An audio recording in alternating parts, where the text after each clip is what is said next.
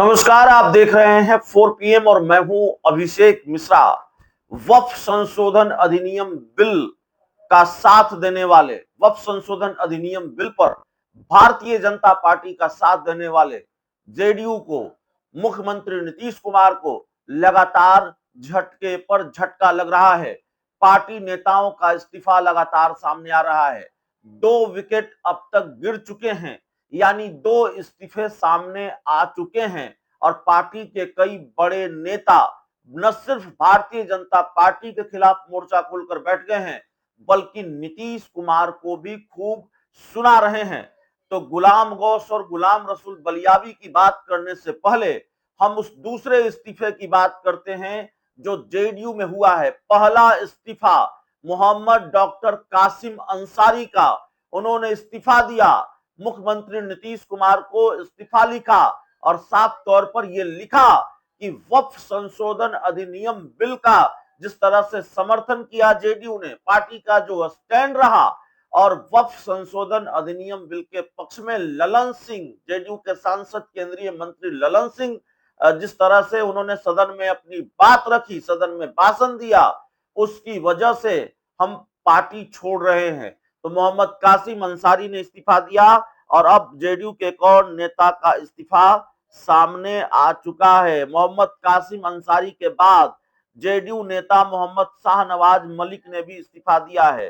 वे जमुई के जिलाध्यक्ष थे, जमुई के जेडीयू जिलाध्यक्ष थे और अल्पसंख्यक प्रकोष्ठ के प्रदेश सचिव भी थे।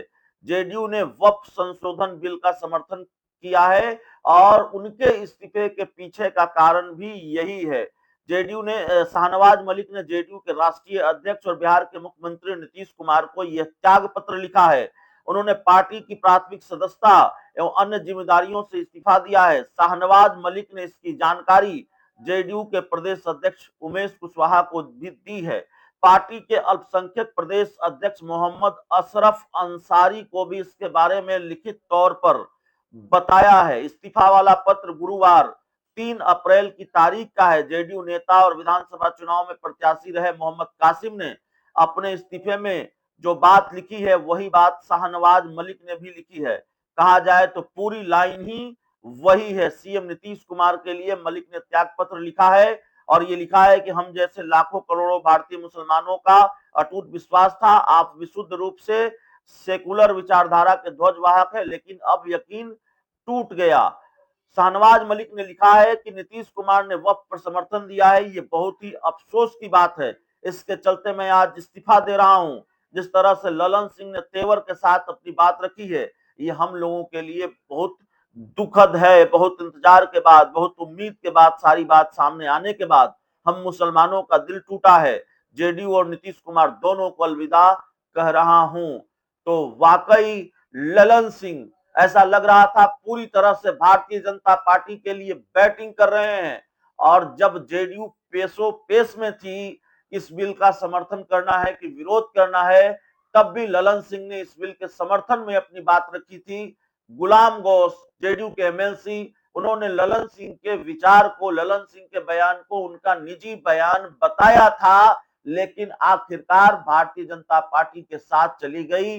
इस वक्फ बिल के मामले में जनता दल यूनाइटेड, नीतीश कुमार की पार्टी ने न सिर्फ वक्फ बिल का समर्थन किया सदन में, बल्कि पार्टी के सांसदों के लिए व्हिप भी जारी किया।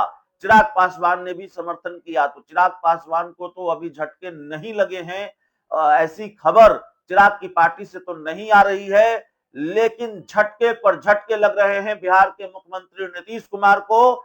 और पिछले 24 घंटे में 2 इस्तीफे सामने आ चुके हैं और ये आखिरी इस्तीफा नहीं था। इस बात की भी गुंजाइश है, इस बात का भी अंदेशा है कि पार्टी के कई और नेता नीतीश कुमार के स्टैंड से नाराज होकर, वक्फ संशोधन अधिनियम बिल पर जेडीयू के स्टैंड से नाराज होकर इस्तीफा दे सकते हैं। पार्टी के कई और मुस्लिम नेताओं का इस्तीफा सामने आ सकता है। जेडीयू इस पूरे मामले में दो फार हो गई है। एक तरफ एक बड़ा तबका है जेडीयू में जो वक्फ बिल के साथ खड़ा है, बीजेपी के साथ खड़ा है। संजय सिंह, ललन सिंह, संजय झा, ललन सिंह, ये सब लोग बीजेपी के साथ खड़े हैं और समर्थन किया है। पार्टी ने ही समर्थन किया है वक्फ बिल का संसद में। लेकिन दूसरी तरफ पार्टी के मुसलमान नेताओं में बहुत नाराजगी है। ये तो 2 इस्तीफों की बात हो गई।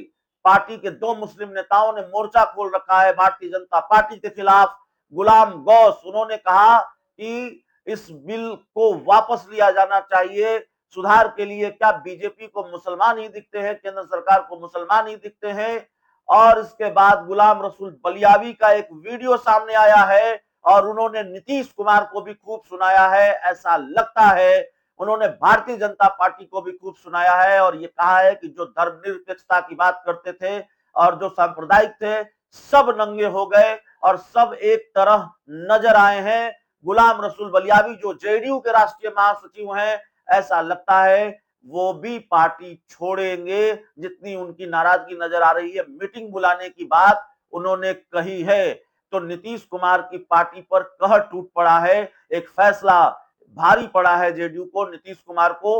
वो फैसला है वक्फ संशोधन अधिनियम बिल पर बीजेपी का साथ देने का फैसला। 2 इस्तीफे अब तक हो चुके हैं।